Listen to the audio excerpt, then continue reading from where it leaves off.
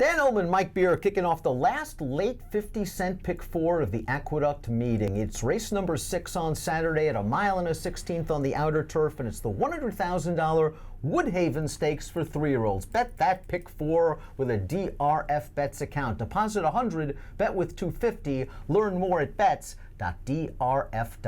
Let's take a look at the field for the Woodhaven. We're expecting wet weather, but since it's the last day of the meet, why not run it on a boggy turf course? Might as well leave it on. We'll see how much rain we actually get. We're supposed to get some. Hopefully this race stays on. Mount Travers, the number 2, is entered main track only. We'll begin with our morning line favorite, the number 3, 40 Under, who has winning experience over off turf. Boy, I love the professionalism he showed in winning the Grade 3 Pilgrim 2 starts back at Belmont, because he was in some traffic on the far turn, had to alter course to split horses, and then ran down a really nice horse in Some Like It Hot Brown. Yeah, that was a really big performance from him in the Pilgrim. He also ran really well in his turf debut. Yeah, well, he ran well in the Breeders' Cup. Yeah. I mean, listen, Some Like It Hot Brown was actually on the lead. He was chasing him from a long way out, couldn't quite get to that horse. He got a little tired at the end, but it's not like he totally collapsed. I thought he ran fine in the Breeders' Cup. His first 2 turf starts in New York last year, he ran really well both times. He's got good positional speed. I guess it all comes down to the layoff, Dad. I mean, do you want him off the layoff at a short price? Do you think he's going to need a race? I think those are all, legitimate questions to ask yourself, but he's a pretty nice horse. He is a really nice horse. You mentioned his positional speed, and the Breeders' Cup Juvenile Turf produced 3 next out winners already. Of course, Some Like It Hot Brown returned to win 2 on synthetic, including a Derby prep. War of Will came back to win 2 Kentucky Derby preps. It's been a very nice race. We'll see if 40 Under is set off the layoff. He is 9-5 on the morning line. Now, Todd Pletcher's got a couple in here. Let's talk about the 6, Empire of War. This is just a big, hulking horse. And you got to figure that with added maturity, added distance, he's going to be okay. Because I love both of his turf starts. Yeah. The versatility he showed, both were over wet turf courses. In his turf debut, he broke great. And he was able to clear off despite from the far outside post with no sweat. He just looked good winning that day. Then he came back in the Awad. He sat by himself. He forced his way out 5 wide at the quarter pole, and he got it done. I'm not worried about that dirt race last time out. The question is, will Todd have him ready off the layoff? Yeah, it's sort of a similar situation to 40 Under. I mean, he's just starting back here. It's obviously not a race he has to win.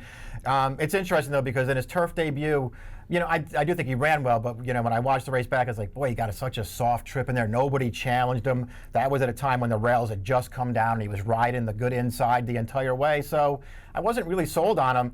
He won me over in the Awad. I thought he ran really well in that race. I think he's going to be a good horse. We'll see if he's ready off the bench. The other Pletcher horse doesn't have the accomplishments yet of an Empire of War or the morning line favorite. He's yet to run in a stakes race, but he deserves his shot in here based off 2 consecutive victories at Gulfstream Park. Now, last time out on March the 10th, he was just ridden very confidently. He was better than those horses. He attacked on the turn, and he was able to win. This is going to be a big class test for Clint Maroon. I want to throw up the Timeform US pace projector and see where he's going to be, because he was a pace-pressing winner of his maiden 2 starts back. He came from stalking range last time out, and this time around, they have him sitting a little bit further off the pace. I do agree that 5-Star General and Empire of War will be forward, but maybe Clint Maroon can sit 3rd or 4th. Yeah, I could see him getting more forward than that anyway. We'll see what happens. And I think you're right. The main thing is, is he up for some better horses in this race? He does catch the 2 main players off the layoff. That's a good thing for him. I think he ran fine in both of his last 2 wins on turf. I thought he had really good trips both times, and I don't think he was meeting horses like this. But he ran fine, and the figures say he can contend in this race. English B, the number 7, I think offers value at 6-1 on the morning line because he had no chance last time out in the Columbia Stakes. Chris Landeros had him down inside, and he was steadied and shuffled back entering the turn. He lost several lengths. Then into the stretch, he tried to get to the 2 path. He altered course down to the rail once the gap occurred in the rail, and he was running at the end of that race, and the race has come back real live. The runner-ups come back to earn an 86 buyer, 2nd in the Cutler Bay Stakes at Gulfstream. The 3rd horse came back to win a state-bred stake at Tampa with an 87 buyer.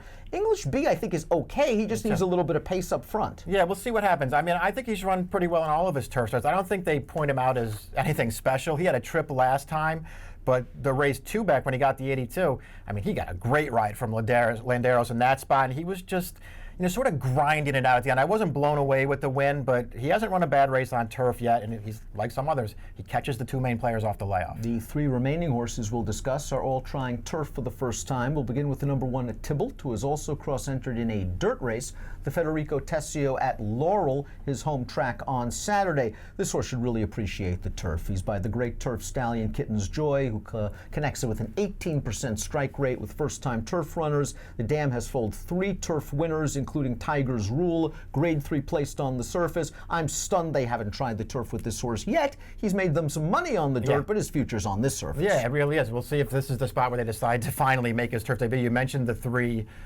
prior turf winners from this mare. They're all by Kitten's Joy, all full siblings to this horse. He's supposed to handle the grass. The 8 5-star General, who might be able to sneak out to an early lead, last raced in the Jeff Ruby Stakes behind the aforementioned Some Like It Hot Brown, and I thought he had to go very fast in the early portion of that race. And all in all, it was not a bad effort for him to finish 4th in that 9-furlong test. He's another one with some turf pedigree. Distorted humor, 10% winners with first-time turf runners, and the dam did not win on the surface, but the dam's a half to criminologist and Party Now and Rescue Squad, and those horses all could step on turf. Yeah, Criminologist especially was a really good one of those Shug Janny horses, won a bunch of grade 3s on the grass. The dam, as you say, 0 for 4 on the turf in her career, but she ran well. She hit the board in all those races. She handled the turf.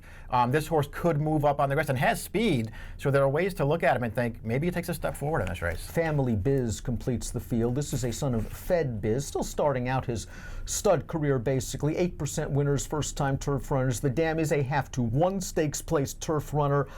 Listen, he's tried some tough spots. He was not embarrassed in the Jerome. He was not embarrassed in the Wingfield. He was not embarrassed in the Gotham. I actually think he is a nice little horse. I wish there was more turf. I agree. I mean, there's nothing wrong with his dirt form. He's a really nice little horse. He probably has to be better on grass against this kind of a field. And like you, I just didn't see the pedigree to make me that interested in him. Now we'll take a look at our top selections to kick off this 50-cent pick 4. We've got 40 under in here, and he is the morning line favorite. And based on his win in the Pilgrim and his performances on turf, if he comes back firing for Jeremiah, he'll be tough to beat. Yeah, I mean, I don't have any argument with anybody like you who wants to take a shot against these 2 horses coming back off of layoffs at short prices. I think they're the 2 best horses in the race, but this might be the time to bet against them. I'm sticking with 40 under and hoping he gets a good trip in this race. I think Empire of War might be slightly better, or at least down the road, than 40 under. I would prefer him of the 2 sort of big names in this race. But as you say, I'm going to try to catch him off the layoff with a sharper horse, and that's the 4 Clint Maroon, who is taking a step up for Todd Pletcher. 3-6-2-4 for Mike, 4-6-7-3 for me. In race number 6 at Aqueduct, the $100,000 Woodhaven Stakes, kicking off the late pick 4 on closing day Saturday. Bet it with a DRF Bets account. Deposit $100, bet with $250 at bets.drf.com. An approximate post time for the Woodhaven, 4:09 Eastern. Good luck.